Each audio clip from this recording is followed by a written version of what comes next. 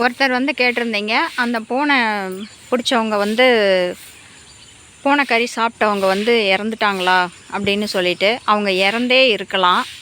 அவங்களுக்கு வந்து உருகினோன்னு சொல்கிறாங்க, அது என்னான்னு தெரில. ஆனால் அவங்க வந்து இப்போ தாங்க மாட்டாங்க, அப்படி ரேஞ்சில் அவங்க இருக்கிறாங்க. அவங்களுக்கு வந்து எதுவும் சாப்பிட முடியல, அந்த ரேஞ்சில் இருக்கிறாங்க, கட்டிலோடு இருக்கிறாங்க அப்படி சொல்லுவாங்க இல்லைங்களா, அப்படி இருக்கிறாங்க. ஆனால் சின்ன வயசு தான். அவங்க பையனுக்கு வந்து இப்போ ஒரு 18 வயசு அந்த ரேஞ்சு தான் இருக்கும்.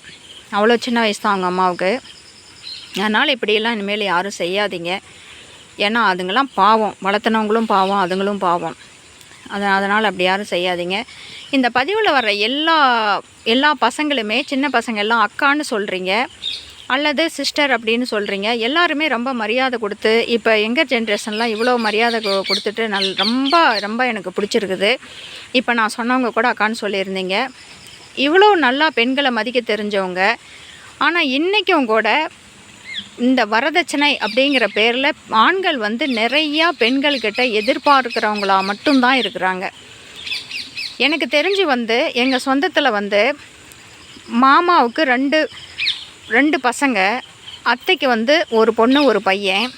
அந்த முதல் பையன் வந்து 2 பசங்க ஒரு பொண்ணு. அந்த பசங்களுக்கு வந்து ஒரு அக்கா இருக்குது. அத்தை விட்டு பொண்ணை வந்து கேட்டுட்டு, பெரிய பையனுக்கு வந்து கேட்டுட்டு பயங்கரமாக டார்ச்சர் பண்ணாங்க. அவன் வந்து என்னான்னா பயங்கர குடி ஆயிட்டான். கொஞ்சம் கெட்ட சகவாசங்கள். அவன் ஒரு பொண்ணை வேறு லவ் பண்ணிகிட்டு இருந்தான். ஏகப்பட்ட பிரச்சனைகள் அவங்ககிட்ட இருந்தது. ஆனால் அந்த பொண்ணு விடவே மாட்டேன்னு சொல்லிவிட்டு, நீங்களே கொடுக்கலனா வேறு யார் கொடுப்பாங்க, நீங்கள் எல்லாம் சரியாக போயிடும் அப்படின்னு சொல்லிவிட்டு அந்த பொண்ணு அழுது, அவங்க தம்பிக்கு பொண்ணு கொடுக்க சொல்லி அவங்க அத்தைக்கிட்ட அழுது ரொம்ப ரொம்ப டார்ச்சர் பண்ணி, அப்புறம் இவங்களும் சரி ஜாதகம் பார்க்கலாம், அவங்க என்ன சொல்கிறாங்களோ சரியில்லை அப்படின்னு சொல்லிவிட்டு போய் ஜாதகம் பார்க்கும்போது அது செட் ஆகலை. அப்புறம் சாமி கேட்குறதுன்னு சொல்லிட்டு எங்கள் ஊர்லலாம் ஒரு வழக்கம் வச்சுருப்பாங்க. கோயிலில் வாக்கு வைப்பாங்க, கெவுளி சொல்கிறது வந்து வச்சு முடிவு பண்ணுவாங்க. அதுவும் வந்து சொல்லலை. அப்புறம் இன்னொரு முறையிலையும் பார்ப்பாங்க. ராமாயணம் புக்கு வச்சு அதில் வந்து வேண்டிக்கிட்டு நடுவில் ஏதாவது ஒரு இடத்துல கண்ணை மூடிட்டு பூ வச்சுருவாங்க. ராமாயணம் பார்த்திங்க அப்படின்னா முன்னாடி பின்னாடி மாற்றி வரும். ஒரு இடத்துல சந்தோஷமாக இருக்கும், உடனே ராமருக்கு பட்டாபிஷேகம் நாள் குறிக்கப்படும். அடுத்த நாள் பார்த்தா ராமர் வனவாசம் போகணும், சீதாவை கூட்டிகிட்டு வந்துடுவார், சீதா கர்ப்பிணியாக ரொம்ப நல்லா வாழ்வாங்க. அடுத்ததாக பார்த்தா காட்டுக்கு அனுப்பிச்சி விட்ருவாங்க. மாற்றி வரும். சோகமும் சந்தோஷமும் மாற்றி வரும். அதில் சந்தோஷமாக வர்ற பாகம் வந்தால் கல்யாணம் பண்ணி வைப்பாங்க, சோகமாக வர்ற பாகம் வந்தால் கல்யாணம் பண்ண மாட்டாங்க. அது முடிவாக வச்சு பார்த்தாங்க. அதுலேயும் வந்து அவங்களுக்கு வந்து செட் ஆகலை, அந்த பொண்ணுக்கும் அந்த மாப்பிள்ளைக்கும். அதனால் அந்த பொண்ணு தப்பிச்சுது. நான் கூட வந்து அவன் வந்து இவ்வளோ ராவடி பண்ணுறானே, இப்படியெல்லாம் குடிச்சிட்டு இருக்கிறான், அவனுக்கு எப்படி இந்த பொண்ணை கொடுக்க போகிறீங்க? அவள் அப்போ தான் +2 முடிச்சுட்டு காலேஜ் ஃபஸ்ட் இயர் போனான்.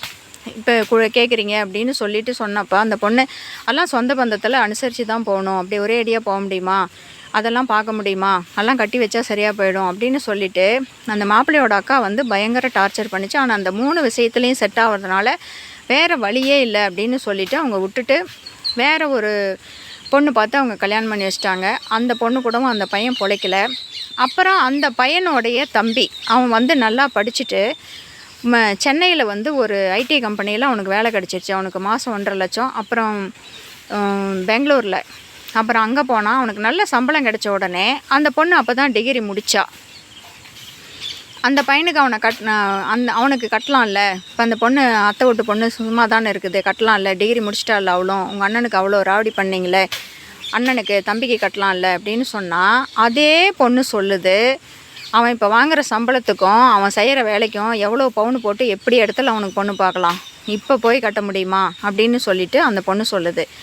நீங்களே சொல்லுங்கள், அண்ணன் வந்து குடிகாரன், அவனுக்கு பொண்ணே யாரும் கொடுக்க மாட்டாங்க, அவனுக்கு சொந்த பந்தம்னு பார்த்து கொடுக்கணும் கட்டணும் அப்படிங்கிறாங்க. தம்பி வந்து நல்லா படித்து நல்லா வேலையில் தானே, அவனுக்கு போய் கட்ட முடியுமா அப்படின்னு சொல்கிறாங்க. இன்னுமே வந்து இன்னும் ஒரு விஷயத்தில் ஆண்கள் மாறவே இல்லைங்க. அது வந்து வருத்தப்பட வேண்டிய, நான் எல்லாத்தையும் சொல்லலை, நிறையா பேர் வந்து இப்போ யங்கர் ஜென்ரேஷன் நிறையா தர்மம் பண்ணுறாங்க. என்னென்னவோ நல்ல காரியங்கள், பாலா மாதிரி நிறைய நல்ல காரியங்கள் நானே பார்த்துருக்குறேன், பண்ணுறாங்க. நிறைய மரியாதை கொடுக்குறாங்க, நிறையா இருக்கிறாங்க. ஆனால் அதே டைமில் பாதிக்கு பாதி வந்து பவுனுக்கும் பொண்ணு எப்படி இருந்தாலும் பரவாயில்ல, பவுனு போட்டால் போதும், அவங்க எவ்வளோ வசதியாக இருந்தான்னா, எவ்வளோ படிச்சிருந்தான்னா, எவ்வளோ பெரிய வேலையில் இருந்தான்னா, எப்படி இருந்தான்னா, அதை அவங்க யோசிக்கிறதே இல்லை. பவுனு போடுறாங்க, கார் வாங்கி கொடுக்குறாங்க, பேங்க் பேலன்ஸு. இப்போல்லாம் பிளாட்டு அதிகமாக வர்றது வந்து பவுனை விட இப்போ பிளாட்டு தான் வருது. ஃப்ளாட்டு, இங்கே ஃப்ளாட்டு வாங்கி கொடுக்குறாங்க, அங்கே ஃப்ளாட் வாங்கி கொடுக்குறாங்க, 1 ஃப்ளாட்டு 2 ஃப்ளாட்டு 3 ஃப்ளாட்டு, அங்கே அவ்வளோக்கு வாங்கி கொடுக்குறாங்க, இங்கே 1 கோடிக்கு வாங்கி கொடுக்குறாங்க, அங்கே 2 கோடிக்கு வாங்கி கொடுக்குறாங்க. இப்படி மட்டும்தான் எதிர்பார்க்குறாங்க. இது பையனை பெற்றவங்க எல்லாருமே வந்து அவன் வந்து எவ்வளோ பெரிய படிப்பு படிச்சுட்டு வேலை கிடைக்காம இருந்தால் அதுக்கு ஒன்று, வேலை மட்டும் கிடச்சிருச்சின்னு வச்சுக்கோங்க, அவங்க பொண்ணு வந்து எங்கே தெரியுமா பார்க்குறாங்க, இந்திரலோகத்தில் இந்திரனுக்கு ஒரு பொண்ணு இருக்கிறதா சொன்னாங்க, அது அவன் கொடுக்க மாட்டேன்னு சொல்லிட்டா வேணா பூலோகத்தில் பார்க்கலான் இருக்கிறோம் அப்படிங்கிற அளவுக்கு தான் சொல்கிறாங்க. ஆனால் இந்த பொண்ணை பெற்றவங்களும் அது நினச்சா எனக்கு ரொம்ப ரொம்ப வருத்தமாக இருந்ததுங்க. அந்த பொண்ணு அப்படி அழுவுது, அண்ணனுக்கு வந்து பொண்ணு செட் ஆகலை, ஜாதகம் எதுவும் செட் ஆகலை, சாமியும் சொல்லலை அப்படின்னு வந்து சொன்ன உடனே நான் அந்த இடத்துல தான் இருந்தேன். அப்படி அழுவுது, தேம்பி தேம்பி தேம்பி செட் ஆகலை அப்படின்னு சொல்லிட்டு, அத்தை பொண்ணு வந்து தம்பிக்கு செட் ஆகலையே அப்படின்னு சொல்லிட்டு அப்படி அழுத பொண்ணு, அதே சின்ன தம்பிக்கு வந்து அந்த பொண்ணு வேண்டாம் அப்படின்னு சொல்லிட்டு முடிவெடுத்துருச்சு. அதே ஒரு வேளை சின்ன தம்பியும் வேலை கிடைக்காம இருந்திருந்தா இந்த பொண்ணை என்ன பண்ணாலும் அந்த பொண்ணு வெளியில் விடாது. இதெல்லாம் சரியாங்க? எப்படி ஒரு பொண்ணு இருக்குமா? எனக்கே ஆச்சரியமாக இருக்குது. எங்கெங்கே பொண்ணு தேடிட்டு இருக்கிறாங்களோ அங்கங்கே தேடுறாங்க. அவங்க சொல்லியிருக்கிறது 1 கோடி மதிப்புள்ள ஃப்ளாட்டு, காரு, பங்களா டைப்பு வீடு, லிஸ்ட்டே போட்டு வச்சுருக்குது அந்த பொண்ணு தம்பிக்கு பொண்ணு கட்டுறதுக்காக. பார்க்கலாம், ஒரு வேளை பொண்ணு கிடச்சி கல்யாணம் ஆனால் நான் உங்ககிட்ட சொல்கிறேன். ஆனால் தயவு செஞ்சு எல்லா பசங்களும் தயவு செஞ்சு இந்த பணம் அதை மட்டும் எதிர்பார்க்காதீங்க. அது அசிங்கமாக இருக்குது. கிடைக்கிது கிடைக்கலங்கிறது ரெண்டாவது. அது உங்களையே விற்கிற மாதிரி இல்லையா? எவ்வளோ பவுனு, அங்கே பவுனு போடுறாங்களாம், நாக்கை திறந்து போட்டுட்டு அங்கே ஓட வேண்டியது, நாக்கை தொங்க போட்டுட்டு இங்கே பவுனு போடுறாங்களா, இங்கே போக வேண்டியது அசிங்கமாக இல்லையா? அப்புறம் எதுக்கு சொந்த பந்தம் சொந்த பந்தம்னு அந்த பொண்ணு ஃபஸ்ட்டு அந்த பையனுக்கு அப்படி கேட்டாங்க. 2வது பையனுக்கு வேண்டாம், நீங்களே கொடுத்தாலும் வேண்டாம், அவங்க முடிவு பண்ணி சொல்கிறாங்க. நன்றிங்க.